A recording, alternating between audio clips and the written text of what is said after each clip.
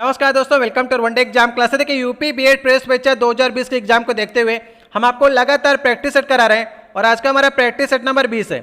इसके पहले हमने आपको 19 प्रैक्टिस सेट कराए हुए हैं, जिसे आप प्ले स्टोर में जाकर के वहां पर से देख सकते हैं। ये सारे प्रश्न आपके आने वाले एग्जाम के लिए वेरी मोस्ट इंपॉर्टेंट क्वेश्चन है।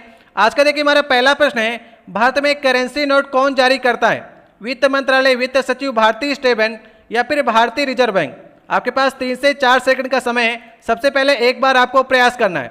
इसका सही उत्तर होगा भारतीय रिजर्व बैंक। देखिए आरबीआई जो है वो भारत में करेंसी नोट को जारी करता है, लेकिन सिर्फ 1 रुपए का नोट जो है उसे वित्त मंत्रालय जारी करता है। इसलिए 1 रुपए के नोट में वित्त सचिव के साइन होते हैं। ठीक है, 1 रुपए के नोट में वित्त सचिव के साइन होते हैं। बाकी जितनी भी नोट होती हैं उसमें आरबीआई के गवर्नर के साइन होते हैं। इस बात पर आप लोग ध्यान कीजिएगा।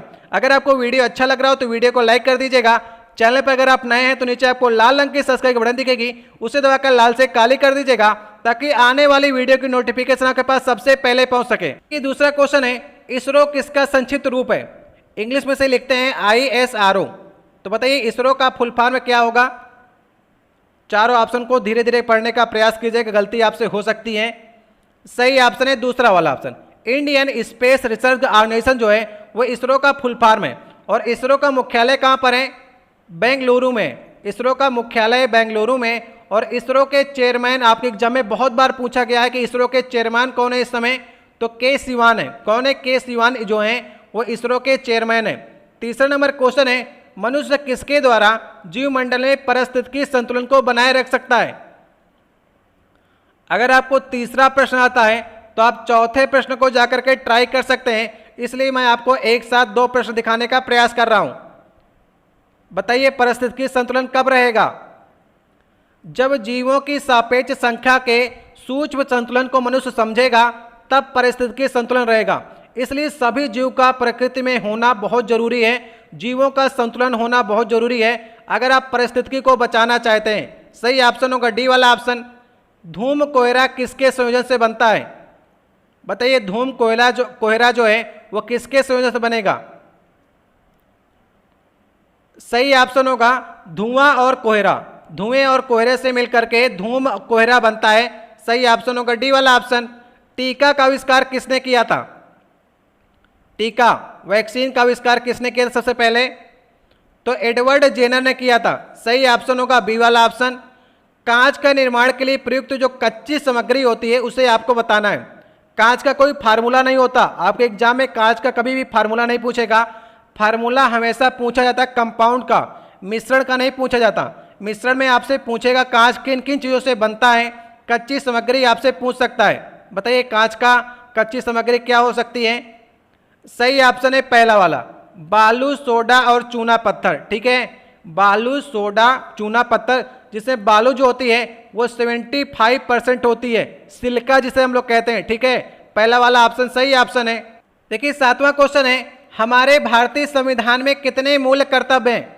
बताइए मूल कर्तव्यों की संख्या कितनी है भारतीय संविधान में? 42वें संविधान संशोधन 1976 के द्वारा मूल कर्तव्य पहली बार जोड़े गए थे। और मूल कर्तव्य कहाँ से लिए गए हैं? तो रूस से लिए गए। तो 1976 में जब पहली बार मूल कर्तव्य जोड़े गए तो उनकी संख्या 10 थी। लेकिन 86वें संविधान संशोधन सन 2002 में एक कर्तव्य और जोड़ा गया कि 6 से 14 साल के बच्चों को जो माता पिता का कर्तव्य होगा कि उनको निःशुल्क और प्राथमिक शिक्षा दें। इसलिए मूल कर्तव्यों की संख्या जो है 10 और 1 मिलाकर के 11 हो गई है। तो इस समय मूल कर्तव्य कितने हैं? 11 हैं। याद रखिएगा सही ऑप्शन कौन सा होगा? सी वाला ऑप्शन। 8वां नंबर क्वेश्चन है, लोहे की रेलों के टूटे हुए टुकड़े और मशीनों के भागों की वेल्डिंग में निम्नलिखित में से किसका प्रयोग किया जाता है? बताइए रेल के टूटे हुए जो टुकड़े होते हैं और मशीन की वेल्डिंग के लिए आप किसका प्रयोग करते हैं? सही ऑप्शन होगा बी वाला ऑप्शन, सोल्डर का प्रयोग करते हैं। सोल्डर किसका किसका मिश्रण होता है? लेड और टिन का मिश्रण होता है। पीबी और एसएन का जो मिश्रण होता है वो सोल्डर होता है। सही ऑप्शन होगा बी वाला ऑप्शन। वायुमंडल में जलवाष्प की मात्रा पाई जाती है, किसके रूप में पाई जाती है? जलवाष्प जो है वायुमंडल जो बिखरी हुई है वो किसके रूप में पाई जाती है? सही ऑप्शन होगा आर्द्रता के रूप में। आर्द्रता के रूप में जो है वो जलवाष्प जो आपके वायुमंडल में पाई जाती है, ए ऑप्शन सही ऑप्शन है। बायोगैस बनाने के लिए सामान्यतः प्रयुक्त द्रव्य क्या है? बायोगैस कैसे बनती है? पशुओं के अपशिष्ट से बनती है। ठीक है, ए वाला ऑप्शन सही ऑप्शन है। पशुओं के जो अपशिष्ट होते हैं सड़ गल जाते हैं तो बायोगैस बन जाती है। और बायोगैस में सबसे मेन घटक कौन सा होता है? मीथेन होता है। ठीक है, कौन सा होता है? मीथेन गैस होती है। 11 नंबर क्वेश्चन है, हमारे संविधान की प्रस्तावना में किस बात का उल्लेख नहीं है? बताइए किस बात का उल्लेख जो है प्रस्तावना में नहीं है? सही ऑप्शन होगा वयस्क मताधिकार का। वयस्क मताधिकार की जो चर्चा है ये प्रस्तावना में नहीं कही गई है। ठीक है, प्रस्तावना में वयस्क मताधिकार की चर्चा नहीं है। 12 नंबर क्वेश्चन है, भारतीय संसद का जनता द्वारा निर्वाचित सदन निम्नलिखित में से कौन सा है? बताइए किसे आप कहेंगे कि भारतीय जनता ने इस सदन को बनाया है? तो सही ऑप्शन होगा बी वाला ऑप्शन। लोकसभा में जितने भी सदस्य होते हैं वो भारतीय जनता के द्वारा चुन करके आते हैं। जो सांसद बनते हैं ना तो लोकसभा के बनते हैं, जबकि राज्यसभा के जो सदस्य होते हैं उनको जनता स्वयं निर्वाचित नहीं करती है, इसलिए बी वाला ऑप्शन सही ऑप्शन होगा।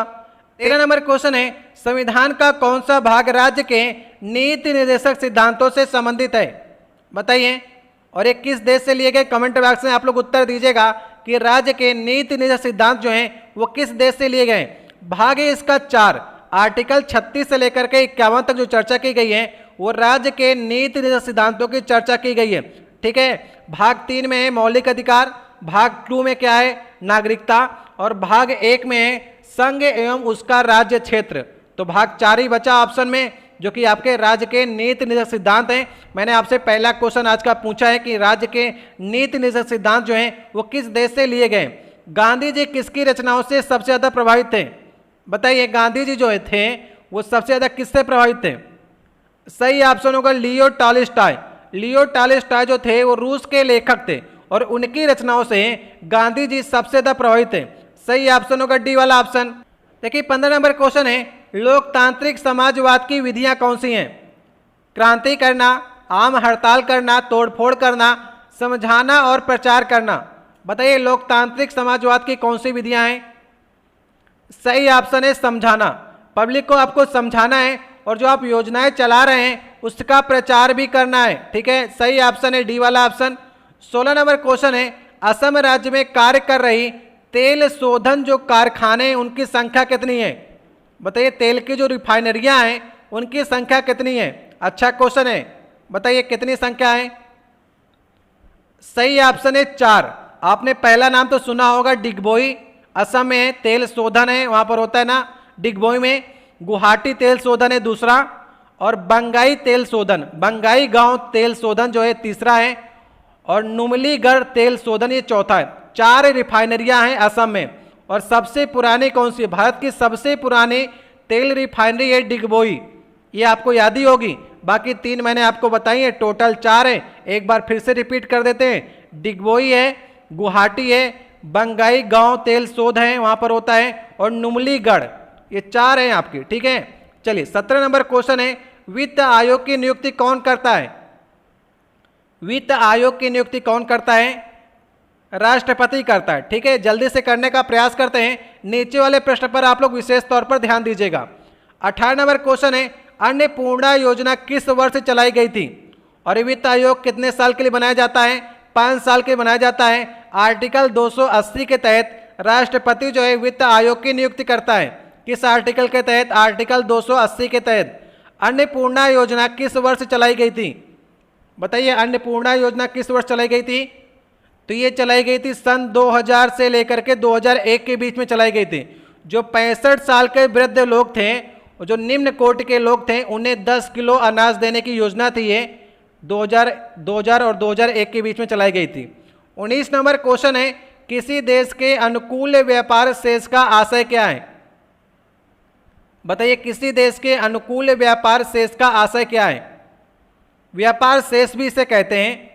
सही ऑप्शन है आयात की अपेक्षा निर्यात अधिक होना, इसे कहते हैं अनुकूल व्यापार शेष। ये पॉजिटिव में होता है। अगर कोई देश जो है आयात मतलब आता देश में कम है लेकिन जाता देश से ज़्यादा है तो देश हमेशा प्रॉफिट में रहता है। अगर आप आयात कर रहे हैं ज़्यादा, निर्यात कम कर रहे हैं तो वो लॉस हो जाता है उस देश का। तो ये जो है ना अनुकूल व्यापार शेष है सही ऑप्शन होगा बी वाला ऑप्शन।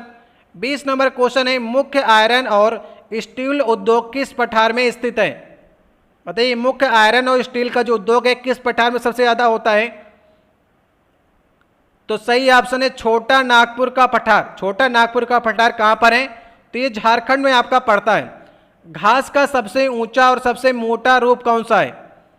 घास जो है सबसे लंबी घास, आपके एग्जाम में पूछा जाएगा कि सबसे लंबी घास कौन सी होती है, तो सबसे लंबी घास होती है बांस। बांस का पेड़ आपने देखा होगा ना, जिससे लकड़ी निकाली जाती है, तो ये आपका घास का एक रूप है। और सबसे ऊंची और सबसे मोटी घास होती है, तो बांस एक प्रकार की घास है, ये भी आप लोग याद रखिएगा। 22 नंबर क्वेश्चन है, निम्नलिखित में से किस नदी का स्रोत भारत के बाहर है?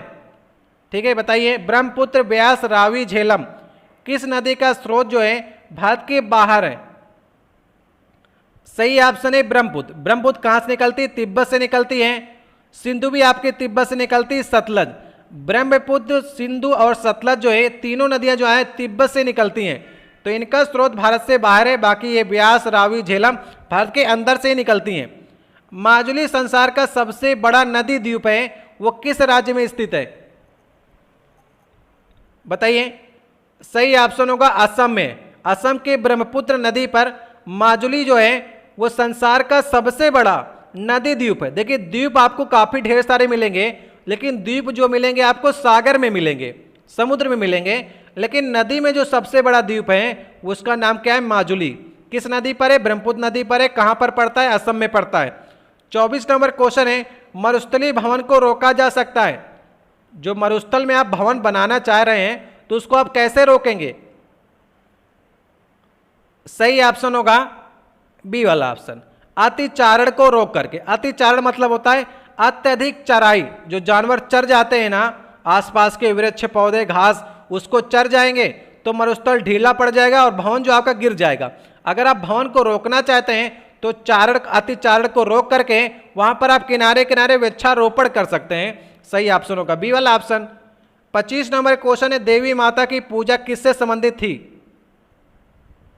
देवी माता की पूजा किससे संबंधित थी? सही ऑप्शन होगा सिंधु घाटी की सभ्यता।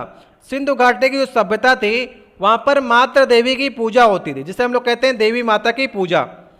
26 नंबर क्वेश्चन है, बंद गोभी का खाद्य अंश होता है। बंद गोभी में आप क्या खाते हैं? तो बंद गोभी हम लोग खाते हैं पुष्पक्रम। पुष्पक्रम कह लीजिए, फिर कायक कलिका कह लीजिए, दोनों ऑप्शन सही ऑप्शन है। पुष्पक्रम भी आपके ऑप्शन में आए तो सही करने का प्रयास कीजिएगा। 27 नंबर क्वेश्चन है, निम्नलिखित में से कौन से प्रक्रम अंधकार के समय पादपों के साथ संबंध होते हैं? बताइए, अंधकार के समय पादप के साथ क्या क्या हो सकता है? देखिए, पहले ऑप्शन में लिखा गया प्रकाश संश्लेषण, तो प्रकाश संश्लेषण तो अंधकार में होता नहीं है, इसलिए पहला वाला ऑप्शन गलत हो गया। श्वसन और वाष्पोत्सर्जन, जो वाष्पोत्सर्जन क्रिया है ये भी आपके अंधकार के समय नहीं होती, इसलिए ये भी गलत हो गया। वाष्पोत्सर्जन भी ये सूर्य के प्रकाश में होता है, तो भी गलत हो गया। चौथा ऑप्शन सही ऑप्शन है। चालन जो होता है ना, चालन अंधकार में भी हो सकता है, और श्वसन तो दिन रात पेड़ पौधे करते ही हैं। ठीक है, तो सही ऑप्शन होगा डी वाला ऑप्शन। 28 नंबर क्वेश्चन है, MRI मशीन में निम्नलिखित में से किसका प्रयोग किया जाता है? MRI, इसका फुल फॉर्म बताइए आप लोग अगर मालूम हो। MRI किया जाता है ना, मैग्नेटिक रिजोनेंस इमेजिंग। ठीक है, सही ऑप्शन का कौन सा होगा? मैग्नेटिक आया ना, तो चुंबकीय तरंग होगी। सही ऑप्शन होगा डी वाला ऑप्शन। और ये किसके प्रयोग में ज़्यादातर लाई जाती है? MRI किया जाता है खास करके ब्रेन का किया जाता है, और स्पाइनल कॉर्ड जो आपकी रीढ़ की हड्डी होती है ना, उसका MRI जो होता है वो ज़्यादातर किया जाता है। तो लास्ट वाला ऑप्शन सही ऑप्शन होगा। 30 नंबर क्वेश्चन है, अलेक्जेंडर जिसे हम लोग कहते हैं सिकंदर, और पोरस के मध्य में एक लड़ाई हुई थी, उसका नाम आपको बताना है। देखिए, सिकंदर और पोरस की लड़ाई में पोरस हार गया था, लेकिन पोरस की वीरता से सिकंदर अत्यधिक प्रभावित हुआ और हारा हुआ राज्य फिर से उसे वापस लौटा दिया। देखिए, सिकंदर का मेन मकसद था विश्व विजेता बनने का, तो ये हराता था फिर से राज्य वापस कर देता था। तो इस युद्ध का नाम था हाइड स्पीच का युद्ध। सही ऑप्शन होगा ए वाला ऑप्शन। और ये जो लड़ाई हुई वो किस नदी के तट पर हुई, ये भी आपके एग्जाम में पूछा जाता है। तो हाइड स्पीच की जो लड़ाई थी वो झेलम नदी के तट पर हुई, और झेलम नदी का पहले जो नाम था वो नाम था वितास्ता। तो वितास्ता का युद्ध भी इसे कहा जाता है और हाइड स्पीच का युद्ध भी कहा जाता है। दोनों आप लोग याद रखिएगा, जो भी आपके ऑप्शन में मिले उसे टिक कर दीजिएगा। 30 नंबर क्वेश्चन है, हल्दी घाटी की लड़ाई किसके किसके बीच में हुई थी? बताइए, हल्दी घाटी की लड़ाई किसके किसके बीच हुई थी? सही ऑप्शन होगा अकबर और महाराणा प्रताप के बीच में। सन भी आपके एग्जाम में पूछता है, तो 1576 में अकबर और महाराणा के बीच में ये हल्दी घाटी का युद्ध हुआ था। 31 नंबर क्वेश्चन है, शाहजहां का प्रसिद्ध तख्ते ताउज 1739 में कौन ले गया? शाहजहां का प्रसिद्ध था मयूर सिंहासन, जिसे हम लोग कहते हैं तख्ते ताउज। उसमें हीरे जवाहरात और कोहिनूर का हीरा भी उसमें लगा था। तो 1739 में ईरान का नेपोलियन कहा जाता था नादिर शाह को। तो फारसी आक्रमक नादिर शाह जो था वो मोहम्मद शाह रंगीला, जिसे हम लोग कहते हैं, उसके हाथ से तख्ते ताउज ले गया, उसको हरा करके तख्ते ताउज ले गया। तो तख्ते ताउज में बैठने वाला अंतिम सम्राट भी आपके एग्जाम में पूछता है। तख्ते ताउज में बैठने वाला अंतिम सम्राट था मोहम्मद शाह। इसके बाद नादिर शाह जो था वो ले गया सिंहासन को और कोहिनूर के हीरे को भी ले गया। तो सही ऑप्शन होगा बी वाला ऑप्शन। और इसकी जो रूपरेखा बनाई थी तख्ते ताउज की, वो बनाई थी बेबादल खान ने, जो शाहजहां के दरबार में रहता था। 32 नंबर क्वेश्चन है, कैमरा के प्रतिबिंब की तीक्ष्णता निम्नलिखित में से कौन तय करता है? कैमरे के प्रतिबिंब की तीक्ष्णता जो है वो द्वारक तय करता है, अपार्चर। ठीक है, सही ऑप्शन होगा ए वाला। स्टेनलेस स्टील किसकी मिश्र धातु है? स्टेनलेस जो स्टील बनती है किसकी मिश्र धातु है? सही ऑप्शन होगा chromium carbon iron. Chromium carbon iron याद रखिएगा, बहुत इंपॉर्टेंट क्वेश्चन है। बहुत बार आपके एसएससी, रेलवे और बीएड के एग्जाम में पूछा गया क्वेश्चन है। पत्तों में दिखाई देने वाली सिराएं किसका काम करती हैं? पत्तों में जो सिराएं दिखाई पड़ती हैं, आपने देखा होगा ऐसे बनी होती हैं, वो किसका काम करती हैं? तो वाष्पोत्सर्जन का काम करती हैं। जो पेड़ खाना बनाते हैं, पानी मान लीजिए अधिक हो गया, तो पानी को क्या करती हैं? पत्तियों का काम होता है पानी का वाष्पोत्सर्जन कर देना, फिर से वातावरण में भेज देना। तो सही ऑप्शन होगा बी वाला ऑप्शन। 35 नंबर क्वेश्चन है, निम्नलिखित में से बौद्ध साहित्य की पहचान कीजिए। त्रिपिटक, उपनिषद, अंग या फिर आरण्यक? सही ऑप्शन होगा त्रिपिटक। त्रिपिटक में आते हैं सुक्त पिटक, विनय पिटक और अभिधम्म पिटक, जो कि आपके बौद्ध साहित्य हैं। पक्षियों को उड़ने से रोकने की प्रक्रिया क्या कहलाती है? अगर आप पक्षियों को उड़ने से रोकना चाहते हैं तो वो कौन सी प्रक्रिया होगी? इसमें आप ब्रेलिंग तकनीक का प्रयोग करते हैं, ए वाला ऑप्शन है। विक्रम साराभाई अंतरिक्ष केंद्र कहाँ पर स्थित है? अच्छा क्वेश्चन है, थोड़ा सा कंफ्यूज होंगे आप लोग। विक्रम साराभाई, आप लोग श्री हरिकोटा भी कुछ लोग सही करेंगे और कुछ लोग त्रिवेंद्रम भी सही करने का प्रयास करेंगे। सही ऑप्शन है त्रिवेंद्रम, ये पड़ता है आपका केरल में। ठीक है, विक्रम साराभाई अंतरिक्ष केंद्र है। और श्री हरिकोटा में क्या है? सतीश धवन अंतरिक्ष केंद्र है, और ये श्री हरिकोटा आंध्र प्रदेश में है, त्रिवेंद्रम में केरल में। ध्यान रखिएगा, इंपॉर्टेंट क्वेश्चन है। विक्रम साराभाई त्रिवेंद्रम में, सतीश धवन है श्री हरिकोटा आंध्र प्रदेश में।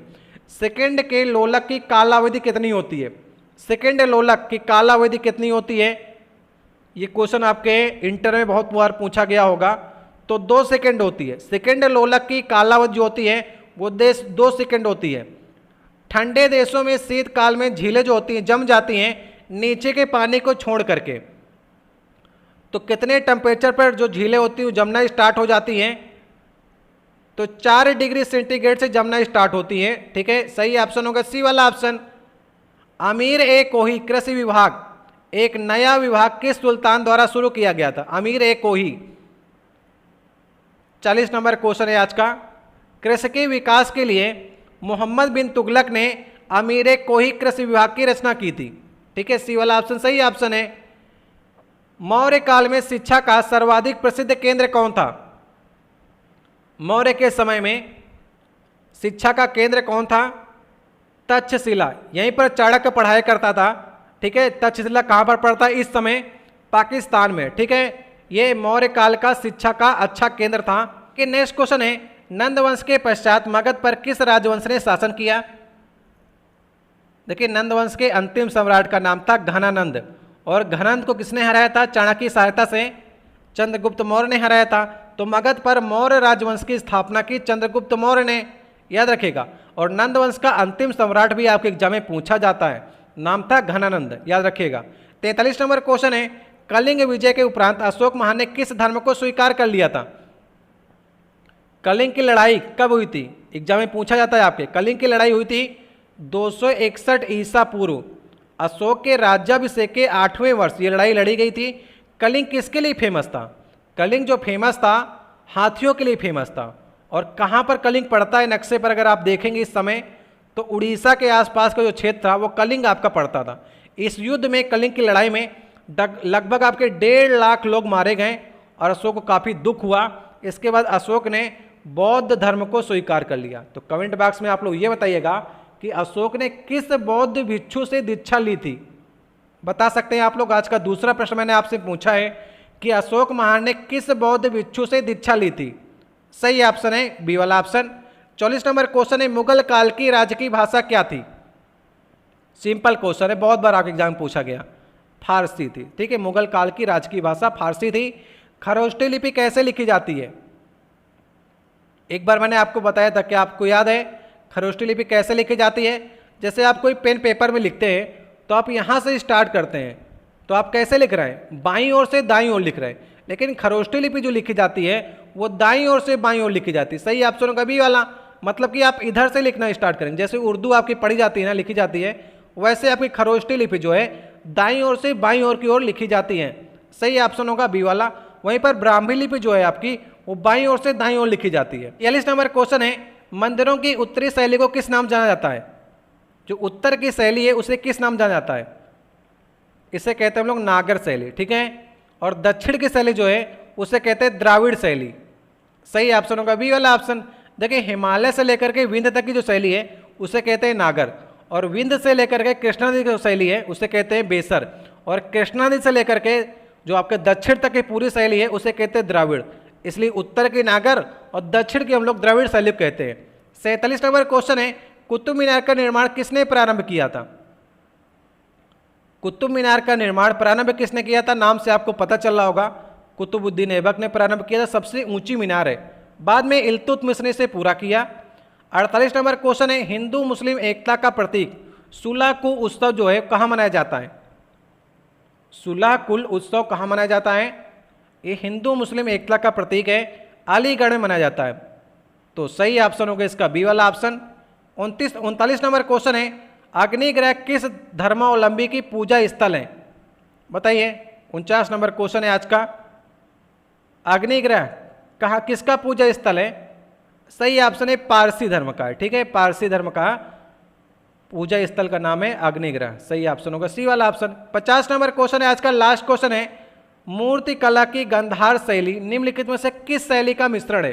किनका किसका मिश्रण है? जो गंधार शैली है किसका किसका मिश्रण है? सही ऑप्शन होगा भारतीय और ग्रीक शैली। ग्रीक कहते हैं यूनान शैली, तो भारतीय और यूनान शैली का जो मिश्रण है उसे कहते हैं हम लोग गांधार शैली। तो सही ऑप्शन होगा ए वाला ऑप्शन। ये हमारी 50 महत्वपूर्ण जीके के यूपी बीएड के लिए इंपॉर्टेंट सीरीज थी। आपको वीडियो कैसा लगा और आपने स्कोर कितना किया, इसे आप लोग कमेंट बॉक्स में लिखने का प्रयास कीजिएगा।